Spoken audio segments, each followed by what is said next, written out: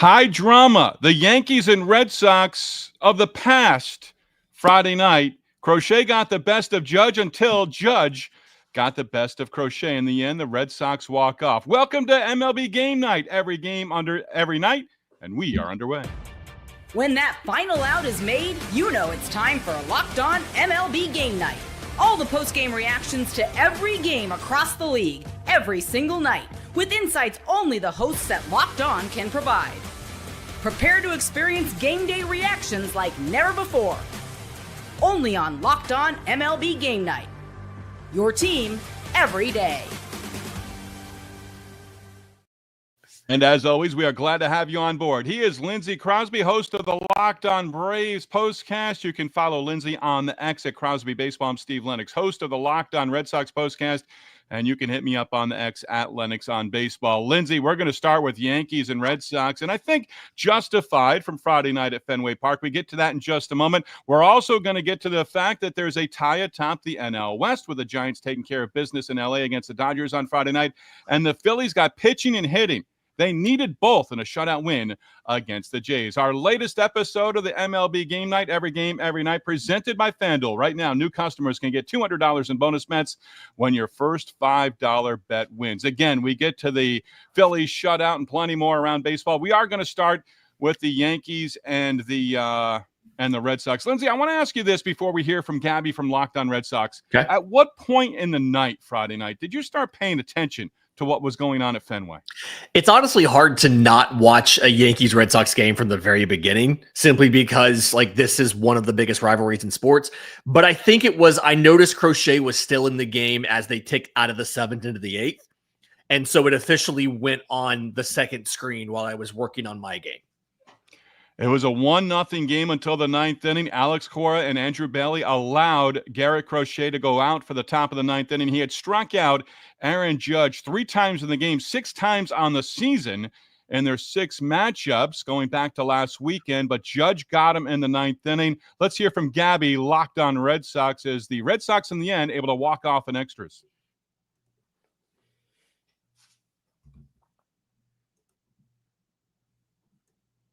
From Locked On Red Sox, and the Red Sox just walked off the Yankees in extra innings by a score of 2-1, and Carlos Narvaez was the hero as he launched a ball off the wall in center field to drive in the winning run in the bottom of the 10th inning. Now, the catching situation going into the season was uncertain for the Red Sox because they had traded away catching prospect Kyle Teal, who people really thought was going to be the future at that position for Boston. They traded him away to acquire Garrett Crochet to be part of this rotation, so people were unsure as to how the catching situation was going to play out. But Carlos Narvaez has really played himself into that number 1 catching role, and he is probably going to be really special for this team for years to come. Be sure to tune in to Locked On Red Sox on any podcast platform for more on Carlos Narvaez and the Red Sox. So Garrett Crochet, again, no decision. He is still winless on the season, Lindsey, at Fenway Park. Judge the home run in the top of the 9th inning, came on a 2-2 pitch, or a 3-2 pitch, rather, and he finally got him and absolutely hit a bomb over everything in left field. I don't think there's a person out there who can question Garrett Crochet going back out there for the 9th inning, trying to finish off what was a 1-0 lead in the top of the 9th.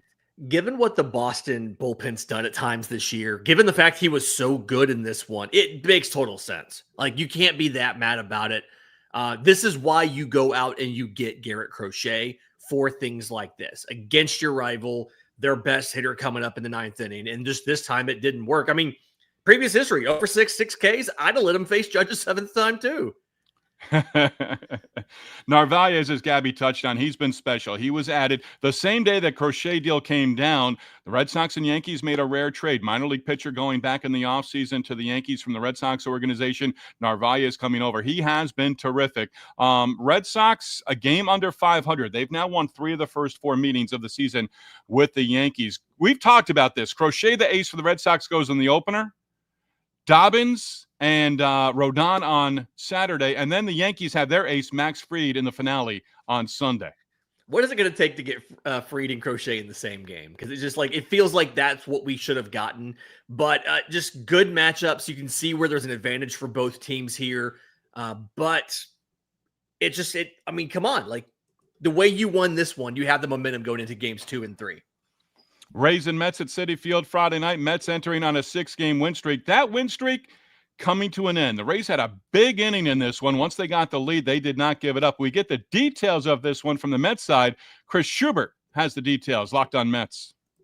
Mets win streak was snapped at 6 tonight by the Tampa Bay Rays, and it's an all too familiar story. The Mets struggled to hit with runners in scoring position, despite having a meltdown and blowing a 4-run lead via a 6-run 6th inning by Tampa. The Mets had plenty of opportunities in this game to win. Opportunities in the 7th, 8th, and 9th inning to come back, tie, and even take the lead. But 2 for 16 with runners in scoring position and 12 men left on base. That is the story right now. The Mets, bottom third of the league when it comes to hitting with runners in scoring position.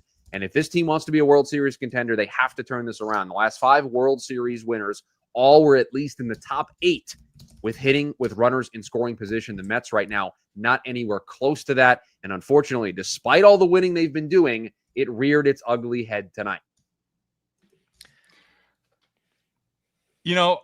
2 for 16 is not going to get it done with runners in scoring position. Most nights, 3 errors and your starting pitcher giving up 5 runs, none earned. That's not going to get it done as well. But the Rays do get it done in game 1 at Citi Field. Yeah, Taj Bradley, 4 innings, 5 runs, none earned, and you don't get the loss. I feel like that's not happened very often.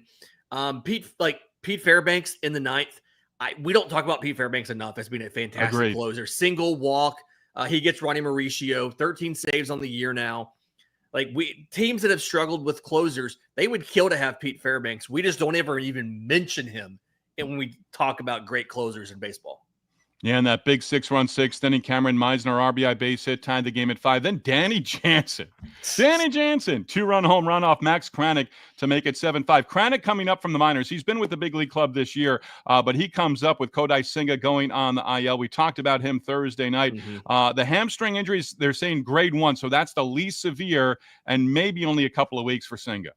Yeah, and the hope is, they have that pitching lab. They've been building guys. Sean Manaea should be back soon. Montes had a terrible rehab start today, but they feel like they can kind of weather this for a couple of weeks and be okay on the other side of it, as long as he can come back okay and back to the form he was showing before the injury. All right, agree or disagree? We're going to hear from Connor Thomas, Locked on Phillies, in just a moment. But the Phillies do blank the Blue Jays. They get the pitching from Ranger Suarez in the bullpen. They get the offense, including a home run from Kyle Schwarber. The Phillies putting together almost a complete game. They needed one where they got both. Agree? I agree, simply because the home plate ump was terrible. So they were fighting against that as well. There was no, just the ball strike calls were terrible for both sides. We've seen Phillies hitters get mad about this before, but they had a complete game. Really good here. Getting Kevin Gausman, Kyle Schwarber gets him for a home run. You always love to see that because it feels like the things that Gausman does well, the splitter, stuff like that, are things that Schwarber's struggled with in the past. We get more on the Phillies win over the Jays. Locked on Phillies podcast host Connor Thomas. Nice, comfortable win for the Fighting Phils. They score 8. They blank the Blue Jays. I'm Connor Thomas, your host of Locked on Phillies. You love to see what the Phils did tonight. Made it nice and comfortable so everyone can enjoy their Friday night. And Ranger Suarez was a big part of that. He was awesome on the mound. That was vintage Ranger, just took care of business, went 7 strong. You love to see that out of him. And the starting rotation has been the strength of this team all year long. So if they can continue to keep that up, well, it makes up for a lot of the offensive deficiencies we've seen lately. But you didn't see him in this game. Everybody really hit. Kyle Schwarber went yard. You love to see him get going again. Maybe June just started 10 days late this year. He's gone yard in each of the last 2 games, but it's a great way to start the series. And all of a sudden, the Phillies start to look like the team that we thought they could be again. Rough stretch for a little bit, bouncing back now. It's a great thing, and we'll talk more about it on Monday's episode of Locked on Phillies. Jays 3-game win streak coming to an end, Lindsay. They still won 12 of their last 15. As Connor said, we've seen a lot of teams, and the Mariners are one of them right now. The Rangers are starting to win games. You're that 6 out of 7 stretch where you're either winning 6 out of 7 or losing 6 out of 7, 7 out of 8. The Phillies are trying to limit that right now. Had a short time in first place in the NL East. as they got cold, as they started to cool off, the Mets got hot. And that's the Yeah. reason they're looking up in the division. I mean, the Mets have been one of the best teams in baseball, like just period. 7-3 in their last 10. Philly, we heard it here, 4-6 now. 4.5 games back, but they're still ahead. They're leading in the wild card. So at least you feel like, hey, they can, like they're in a playoff position. It feels like they're going to stay there. Question's going to be, are you the division winner or are you in a wild card? Braves out hit the Rockies 15-14, pick up a victory in Atlanta. Lindsay, the details on this one. This one looked ugly for a while. German Marquez came in this game with an ERA over 7. He goes 5 innings, 6 hits, 1 run, 7 strikeouts. But as soon as he leaves the game, it's over to Greg Bird, probably the best pitcher that the Rockies have. Braves get a 3-run home run from Michael Harris. First time they've had a 3-run home run since the month of April. They then do it again in the very next inning with Marcell Ozuna, the 3-run home run. Then they put up another 5 spot in the 8th inning for an easy 12-4 win. They scored the last 11 runs of this game. So 11 unanswered and just kind of cruised through this. Bryce Elder got knocked out early, 3 1/3. So Atlanta had to throw 6 different relievers to cover 5 2/3 innings, but they do. They're now set up. They had an off day yesterday. We talked about this pitcher Schwellenbach complete game on Wednesday. So 2 days of rest, they could do it. They got to get through this weekend, and then they have a day off. So they should be okay bullpen-wise, despite having to go deep in this one. 3-run home run somewhere. Hall of Fame manager Earl Weaver is smiling. Day baseball at Wrigley on Friday afternoon. Nothing better on a Friday than day baseball at Wrigley. Cubs on Friday. We're looking to go up 2-0 in their series against the Pirates. Details on that next. It's MLB Game Night. Part of the whole thing with MLB Game Night, the whole deal here, right? We cover every single game, every single night. But we wait until the West Coast games are final to go live to do it. And both Steve and I, we are eastern half of the country people, right? It is late for us. Because of that, coffee is essential. It's not just a drink. It's a lifeline. This is the thing that gets us from half asleep to fully functioning so we can talk ball with y'all. And if it's that essential, why settle for anything less than amazing? That is where Trade Coffee comes in. Trade is the #1 coffee destination in the U.S. They deliver fresh, incredible coffee from over 50 of the country's top roasters. Whether you're a cold brew fan, pour over purist, it doesn't matter how you take it, they have a roast you'll love. When I signed up, I took the trade quiz. Only took me a minute. I answered all kind of questions about how I drink it, like the kind that I like, how I prepare it, the flavors that I like. They took all of those answers and selected me a specific bag from one of their top roasters. Spot on. They just absolutely nailed it. Its price is comparable to grocery store coffee, but it completely ruined grocery store coffee for me, right? Right now, Trade is exclusively offering our listeners 50% off your 1-month trial at drinktrade.com/LockedOnMLB. That's drinktrade, TRADE.com/LockedOnMLB for 50% off your 1-month trial. That's drinktrade.com/LockedOnMLB.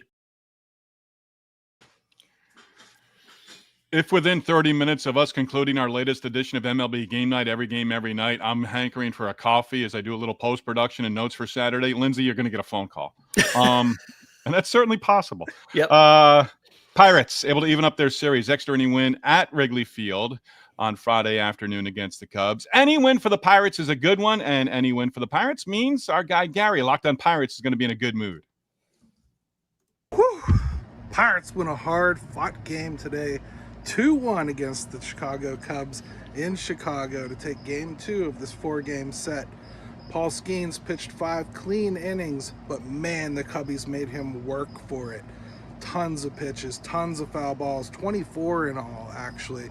Frustrated the living hell out of Paul Skenes. Hi, this is Gary from Locked On Pirates. Good game all in all for the Buccos. I could lament missed opportunities. I could talk about the offense being down.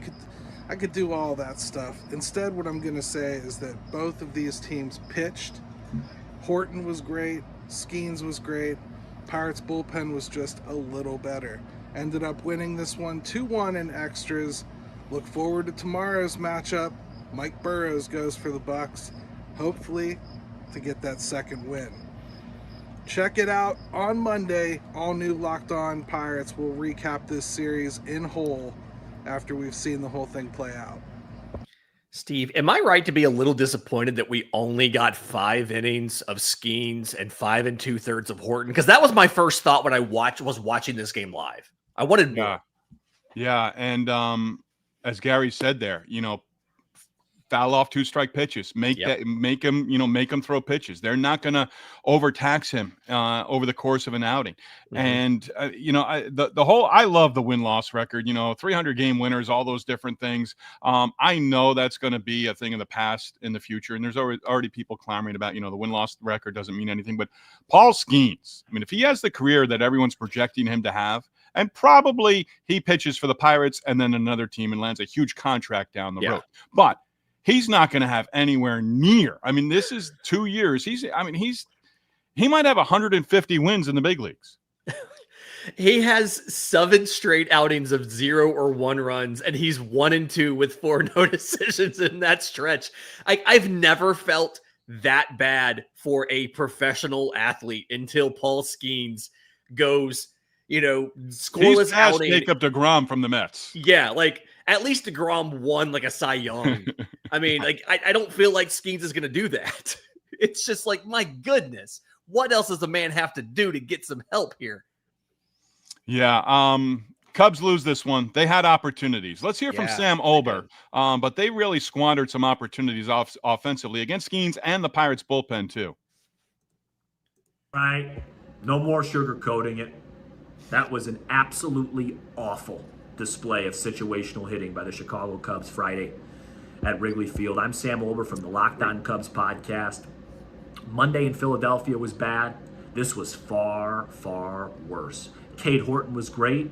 Thought the Cubs did a pretty good job against Paul Skenes to get him out of there after 5. But that took this game from one of those being, hey, maybe we lose because Skenes on the mound, to 2 on, no out, 6th inning, 0-0. You're facing the Pirates bullpen. You better find a way to win that baseball game.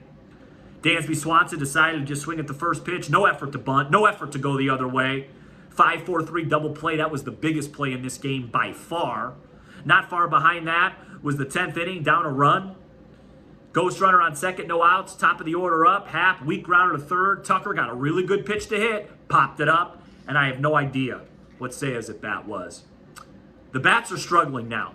And they struggled today. It wasn't Skenes that made them struggle. They struggled against very mediocre Pirate relief pitching. It's situational hitting. The situational hitting right now is going back to what it's been basically the last 8-9 years I've been a Cub fan. And they need to fix it. Start running the bases. Lay a bunt down. Play some hit and run. Do what you need to do to manufacture runs, because today was not good enough. That's a bad loss. Sam's younger than I am. But I feel like he mimicked me sometimes when I do Locked On Red Sox postcast, because there are a lot of and I say that to the Red Sox fans. There are a lot of teams around baseball who play just like this on any given day, and the Cubs have done it of late. And Sam's frustrated. I get it. 8 hits, 3 walks. They strand 9. They're 0 for 10 with runners in scoring position. They had opportunities to score runs and just didn't do it. I get being mad. I would be mad too. And it's because you got past the hardest part of this. The Braves struggled against German Marquez. You struggled against Paul Skenes. But the difference here is hit the Colorado bullpen. You did not hit the Pirates bullpen. And they really, they're too good to have at-bats that bad. I agree. I was mad watching it. I'm not even a Cubs fan. They went down 1-2-3 in the 9th, went down 1-2-3 in the 10th with that runner at second base. They were given a runner in scoring position, the ghost runner, the Manfred runner, whatever you want to call it, and could not do it against the Pirates bullpen. Let's do a little rapid fire before we get to Giants and Dodgers. Reds, Tigers, and the Tigers, 11 runs, 16 hits, 11-5 victory. Kiter Montero, after the opener, 5 innings, 2 earned runs, gave up solo home runs to T.J. Friedel and Ellie De La Cruz. Gleyber Torres, 2 of the 4 home runs for the Tigers. Solo home run in the 7th inning, also led off the game with a home run as well. Riley Green, big night home run, and a 3-run double in the 6th inning. Flaherty and Singer You could be feast or famine with those guys for game 2 on Saturday. That could be 2-1. That could be 10-7. Who knows? Twins at Astros. Astros just took it to them 10-3. Jose Altuve had a 2-run double in the second, made it 5-0. Hit a home run, a solo shot in the fourth, made it 9-1. Jeremy Pena had 4 hits. He had a double in there. On the Royal side of this, Chris Paddock falls to 2 for 6. 2 and 6 with the loss. 4 innings, 9 hits, 9 runs. 8 of those were earned. Only struck out 1 in 4 innings. And the hard part here, Royce Lewis left the game in the 9th inning after a single with another hamstring injury. So not only did you lose, you lost Royce Lewis. He said, Rocco Baldelli said after the game, I was watching some of the post-game stuff here, that they don't think it's that severe. They don't know for a fact. They want to see how he is when he comes in tomorrow. They can learn a lot about how a guy walks around. But Twins have now lost 6 of 8. It's not good if you're the Minnesota Twins right now. Giants, Dodgers, first place tie now in the NL West. The Giants actually could be up a game because they lost on Thursday in the series finale, but they pick up a victory in the opener. And again, both teams 41-29 records. Let's hear from Jeff. Locked on Dodgers here as the Dodgers fall short in a couple of their big bats. Ohtani and Freddie Freeman both taking the collar. Hey, sorry about this camera angle. As soon as the game was done, home plate umpire Adam Beck came to my house to film this video for me. What's up? It's Jeff Snyder from Locked On Dodgers. Look, it's fair to say Yoshinobu Yamamoto wasn't as sharp as tonight. It's also fair to say the home plate umpire Adam Beck was absolutely atrocious in a way that changed the game. Yep. Would Yamamoto have thrown a pitch down the middle to Casey Schmidt if Beck had correctly been calling pitches on the corners? Probably not. Would Schmidt have even been up with the bases loaded? Absolutely not. I'm not saying Adam Beck is the reason the Dodgers lost this game. What I'm saying is we have no idea what would have happened if this game had been played between 2 baseball teams with balls and strikes called according to the rules of baseball. And as a baseball fan who spent my Friday night watching a baseball game, I sure would have loved to see that game instead of this umpiring debacle we watched instead. So yeah, Dodgers and Giants are tied for first place now after LA's 6-2 loss to the Giants, blah, blah, blah. On the bright side, Adam Beck won't be umpiring the last 2 games of the series. Instead, it'll be 2 umpires who've been even worse than Adam Beck so far this year. Teoscar Hernandez homered. Yoshinobu Yamamoto got through 5 innings. Dodgers didn't have to use any of their relievers because Justin Robleski finished it off. Blah, blah, dumb game. Go Dodgers. Check out Locked On Dodgers. Jeff mentioned there, Teoscar Hernandez had the home run. He had the only 2 hits. Ohtani 0 for 4, and Freddie Freeman also 0 for 4. Yeah. Ohtani struck out twice. I kept thinking, I was watching this game as it wrapped up. I kept thinking, Ohtani's about to do it. He's going to hit something in the 9th, and he just never really did. It just never happened, and it all came down to that Casey Schmidt grand slam. He's been huge for them. He's playing third base. He played some short earlier. He plays all over the diamond, gives them good defense everywhere, and is getting some clutch hits from time to time like this here. Real quick, your thoughts, because they did this with Yankees-Red Sox last week because we're into June and it's the first series of the season. First series of the season, we're almost mid-June for Giants-Dodgers. Like it or do not like it? I hate it. The Braves haven't played the Mets yet, and we're in mid-June. They don't play the Mets until next week. And it's something like the Braves have played every team in the National League West. They haven't played the Mets once. I don't love the way that they do the schedule. 1, they do this. And then 2, you play a team, and then you play them again the next week. I think that's also something MLB needs to fix. I know they want to backload the schedule with divisional games, but don't.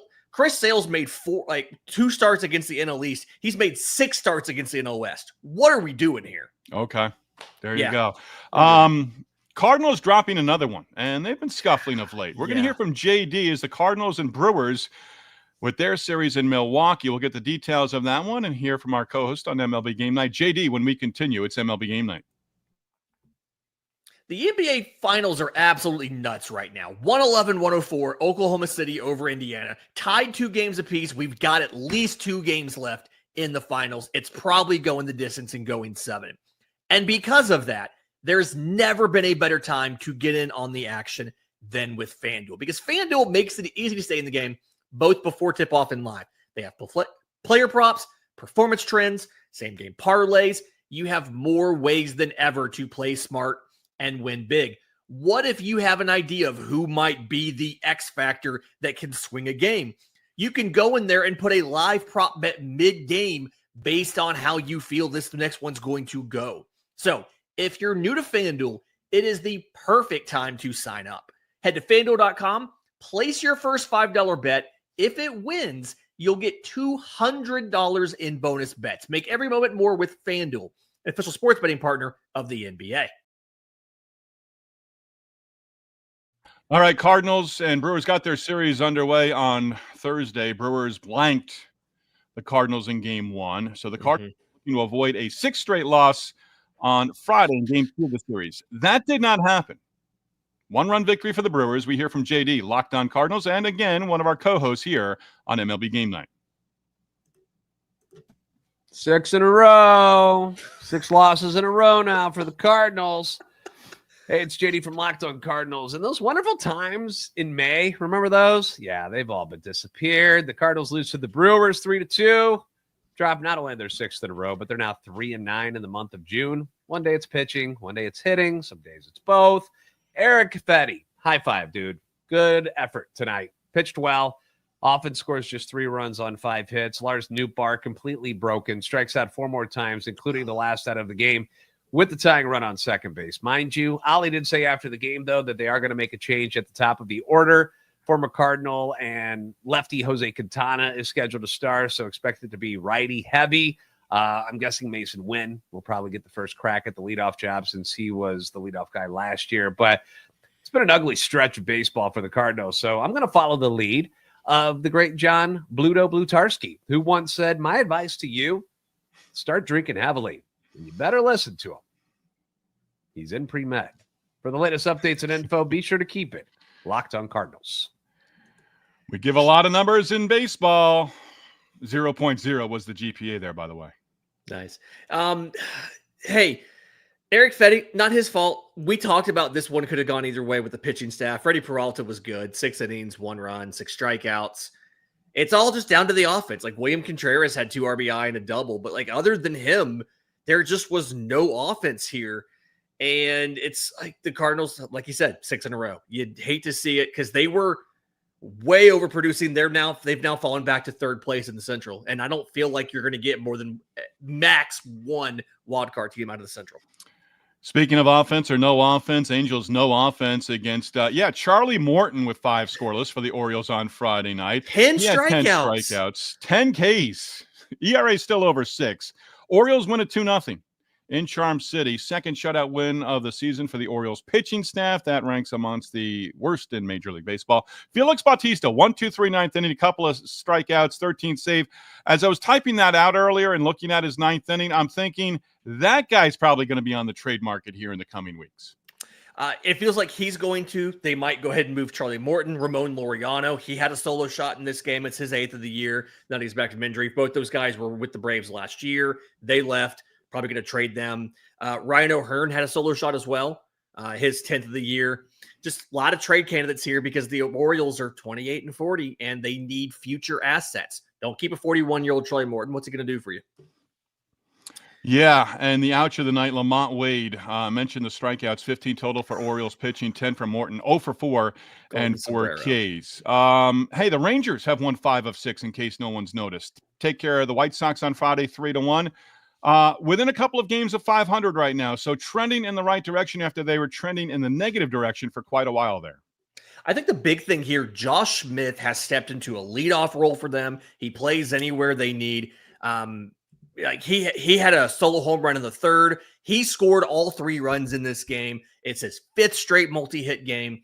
We've seen just everybody. It feels like everybody on that offense underproduce, but he's hot and it's enough. Like Marcus Semien had an RBI double to bring him in, but like it's enough. My question is, they used 7 pitchers in this one. What is it going to do for what are they going to do for Saturday and Sunday? Like do they have more guys? Or are they just is the bullpen going to be blown by Sunday and they're going to drop the finale to the White Sox? Yeah, that's going to be an interesting one. I have a hard time believing this and saying it out loud, but the Mariners get back to 500. Take the opener against the Guardians 7-2. They've struggled 6-14 in their last 20. Nolan Jones, Stephen Kwan home runs in the 3rd, put the Guardians in front 2-0, 7 unanswered. Randy Arozarena RBI single in the 7th inning. That put the Mariners in front for good. Luis Castillo pitched well, took a no decision, and the Guardians have now lost 6 of 8. It's the Tigers and everyone else in the AL Central because it seems like everyone is falling off. Twins, Guardians, and Kansas City. Yeah, nobody just really wants to win the Central. It's been tough there. Talking about like maybe necessarily not wanting to win, the A's have decided to finally win a game. A's at Royals. They took game 1 6-4. They had a 14-game road losing streak going into this one. So I'm glad they got it. Austin wins homers. Luis Urias homers. Luis Severino not having to pitch in Sacramento actually does well. 7 2/3, 1 earned run, 2 walks, 1 strikeout. The whole thing, apparently, he likes going to the clubhouse between innings. He can't do that in Sacramento. It's outfield and not behind the dugout. But Michael Wacha got tagged here. 5 earned runs and 5 1/3. Royals tried to rally 3 in the 9th, just fell a little short. They've lost 7-9. And Vinny Pasquantino, the Pasquatch, lost his 12-game hitting streak in this one after going 0-3. Isn't that something your agent might have thought about when you were talking to the Athletics? Severino. Counterpoint, money.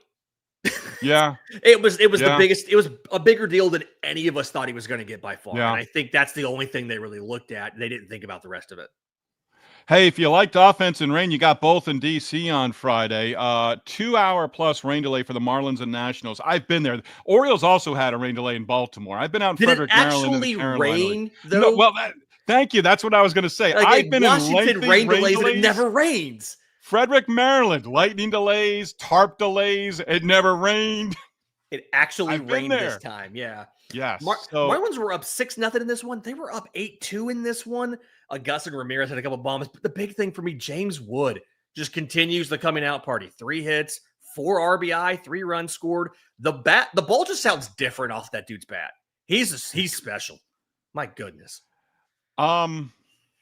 I get the feeling the Diamondbacks are going to hover around 500 all season. I don't know if they go into some sort of, just all of a sudden losing 9 out of 10 or something like that. Torey Lovullo is too good of a manager for his team to crumple, but they've dealt with all sorts of injuries. They're looking up at 3 teams in the National League Western Division, including the Padres, but they pick up a 5-1 victory against San Diego on Friday. To me right now, it certainly spells they're just going to be a pain in the neck second half of the season after the All-Star break. I think it's going to hurt for the fans because that bullpen's bad. That's one of the worst bullpens in baseball. They just lost Justin Martinez for the year. There's another one.